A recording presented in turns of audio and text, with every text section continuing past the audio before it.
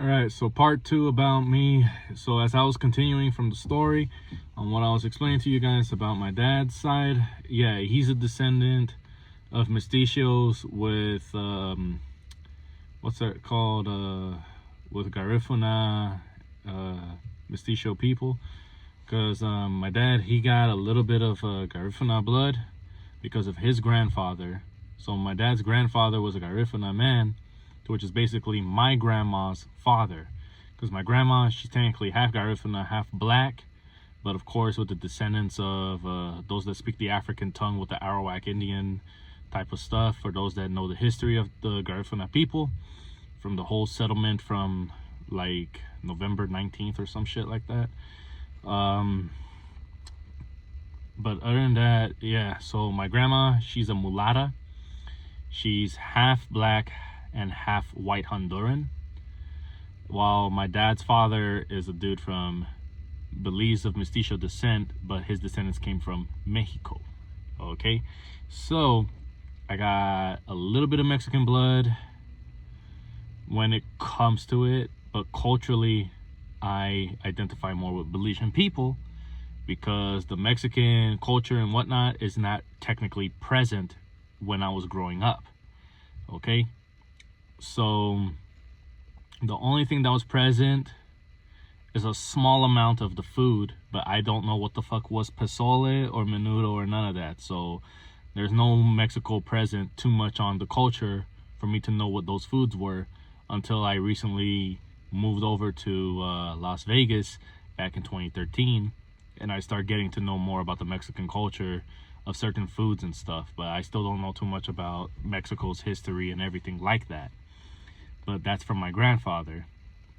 But my dad's grandfather, which is my great-grandfather, he is a person that spoke Spanish, even though he was of black African descent, that descended from slaves that came from different islands that were marooned in those islands, that ended up making them create boats that had to go over to Belize and settled in certain settlement camps that they made the moment they landed. So it's like saying from St. Lucia to Cuba and from Cuba to Belize, but that's how they know Spanish, and also the Garifuna tongue, which is like the African language twisted with a little bit of Arawak and so on. It's like me saying if I wanted to go buy an orange, or how they would say in Oransu, or if I wanted to go and like tell somebody good morning, I would just say Buiti Banifa. Or if I say good night, I'll say Buiti Gonyon, you know, stuff like that. Or if I say thank yous, it'll be like Semenin. And if I say thank you my brother, Semenim Namuli, you know, stuff like that. But my blood is cut down.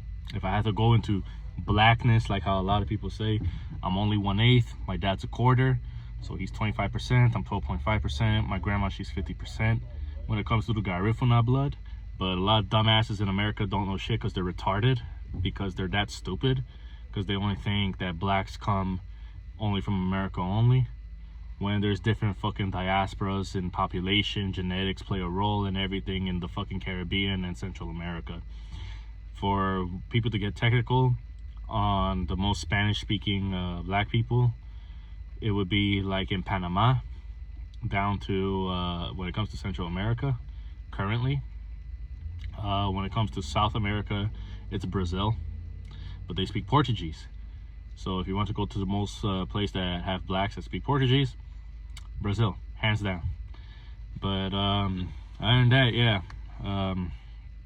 So as far as I'm concerned, I'm still Hispanic, but I carry a small amount of black lineage and a small amount of indigenous lineage. But the indigenous lineage outweighs the black lineage. But in the end, I still respect the people of my bloods up to date. So in the end, I'd like to thank you, my brothers. So, Semenin Namulis, gracias mi hermanos, for those that listen to my story. Bye.